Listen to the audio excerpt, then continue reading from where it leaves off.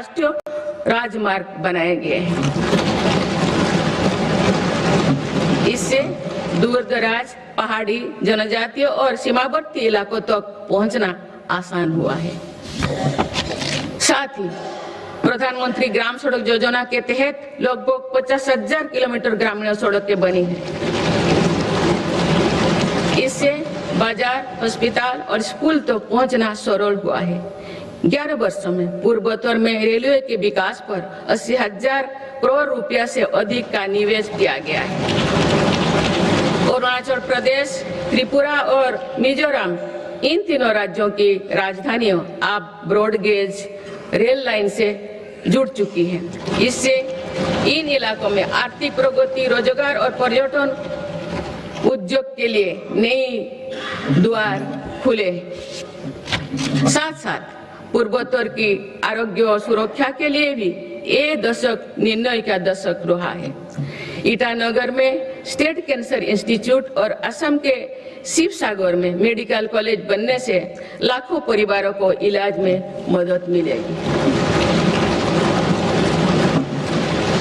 सिक्किम के सिच्चे में medical college और अगरतला में महिलाओं और बच्चों का अस्पताल बनने से भी बड़ी सुविधा होगी। इस तरह के प्रयासों से पूर्वोत्तर में एक बड़ा हेल्थ इंफ्रास्ट्रक्चर तैयार हो रहा है। माननीय सदस्यगण, जो पिछड़ा हो वो मेरी सरकार की प्राथमिकता है। पीएम जनमन योजना, पीएम जनमन योजना आदिवासियों में भी सबसे पिछड़े जनजातियों की 20,000 से ज्यादा गांवों को विकास से जोड़ा जा रहा है। इन गांव में गरीबों के करीब 2.5 लाख घर इसी योजना के माध्यम से बने हैं। धरती आबा जनजातियों ग्राम उत्कर्ष अभियान से भी आदिवासी क्षेत्रों में विकास को अभूतपूर्व गति मिल रही है। इन दोनों योजनाओं पर सरकार 1 लाख करोड़ रुपया से अधिक खर्च कर रही है। पिछले 11 वर्षों में अनुसूचित जाति के लाखों छात्रों को 42,000 करोड़ रुपया से अधिक की पोस्ट मैट्रिक छात्रवृत्ति दी गई है। इससे करीब 5,000 विद्यार्थियों को लाभ हुआ है। 5 करोड़ विद्यार्थियों को लाभ हुआ है। आदिवासी क्षेत्रों में सरकार ने 400 से अधिक एकलव्य आदर्श आवासीय विद्यालय भी खोले हैं। इनमें जनजातीय बच्चों को अच्छी शिक्षा और बेहतर भविष्य मिल रहा है। माननीय सदस्यगण, कृषि का महत्व समझाते हुए संत तिरुवल्लुवर ने कहा था कि समाज के लोग चाहे जिस भी काम से जुड़े हो, हर व्यक्ति का जीवन एक मेहनती किसान के परिश्रम पर निर्भर होता है। इसलिए मेरी सरकार खुशहाल किसान को विकसित भारत की पहली प्राथमिकता के रूप में देखती है। इसी भावना के साथ सरकार ने पीएम किसान सम्मान निधि जैसे योजना को शुरू किए हैं। अब तो इस योजना से किसानों को 4 लाख करोड़ रुपया से अधिक राशि सीधे उनके खाता में भेजी गई है। मेरी सरकार की सही नीतियों और प्रयासों से आज देश के कृषि उत्पादन तेजी से बढ़ रहा है। वर्ष 2024-25 में खाद्यान्न और बागवानी की फसलों में रिकॉर्ड उत्पादन हुआ है।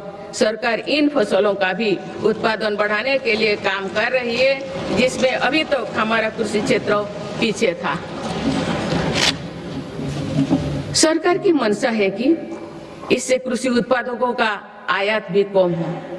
खाद्य तेल, तिलहन और दलहन से जुड़े नेशनल मिशन के कारण इन क्षेत्रों में देश आत्मनिर्भरता की ओर बढ़ रहा है। इसके लिए इसके बल पर 2024-25 में सीड फसलों टन हो गया है। 2014 की तुलना में इसमें कुल 105% की बढ़ोतरी हुई है।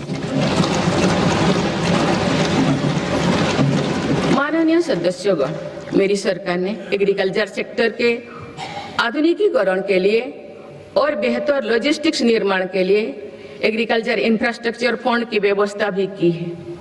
मुझे ये साझा करते हुए खुशी हो रही है कि इसके जरिए अब तो 1.25 लाख करोड़ रुपया से अधिक का निजी निवेश आकर्षित हुआ है।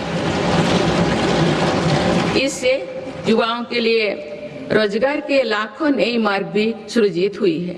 सरकार की दूरदर्शिता से देश में फूड प्रोसेसिंग क्षमता। माननीय सदस्यगण, ग्रामीण क्षेत्र में रोजगार और विकास के लिए विकसित भारत जी राम जी कानून बनाया गया है।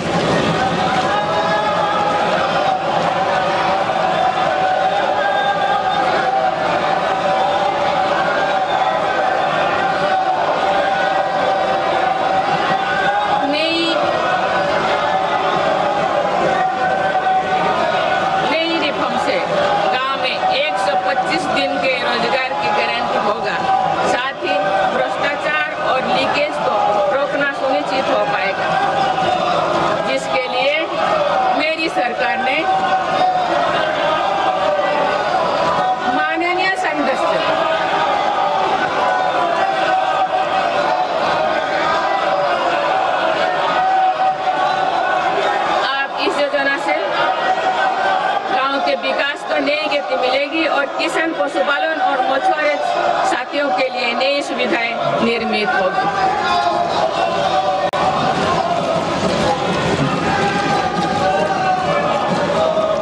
माननीय सदस्यगण, मेरी सरकार कृषि और पशुपालन जैसे सेक्टर्स में सहकारिता आंदोलन को सशक्त बना रही है।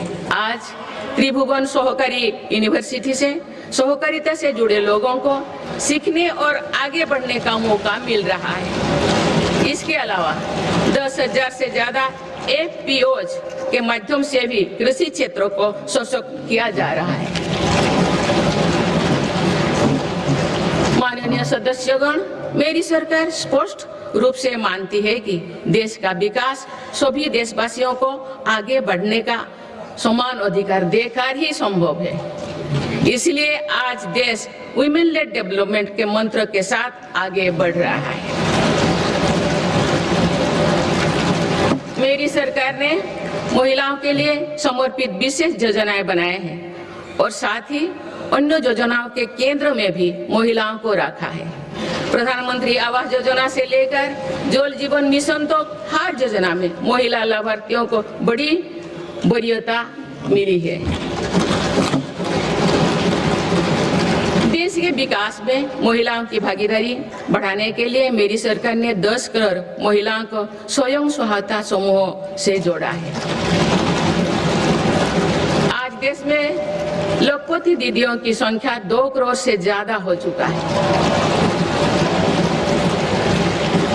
बीते एक वर्ष में ही 60 लाख से ज्यादा महिलाएं लखपति दीदी बनी हैं।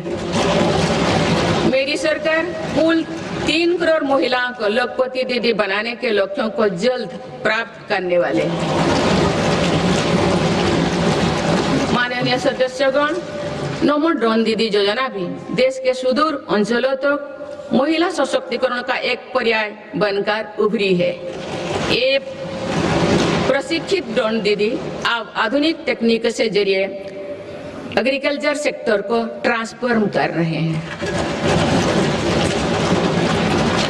मेरी सरकार महिलाओं की आर्थिक उन्नति के साथ साथ अनेक पोषण, स्वास्थ्य और शिक्षा जैसी सभी विषयों पर ध्यान दे रही है। सितंबर के महीने में चलाए गए स्वस्थ नारी सशक्त परिवार अभियान के तहत लगभग 7 करोड़ महिलाओं की स्वास्थ्य जांच हुई है। इस अभियान ने महिलाओं को त्वरित इलाज शुरू करने में मदद की है।